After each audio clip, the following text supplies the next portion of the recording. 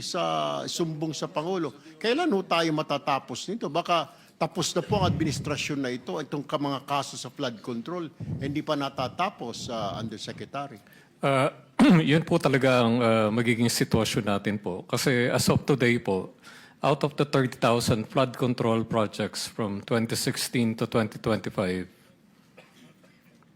out of the 30,000 flood control projects po from 2016 to 2025, ang na-inspect na po ng AFP, PNP is 10,238. Dahil po dito sa development po na to na most likely maling location ang napuntahan nila, then we have to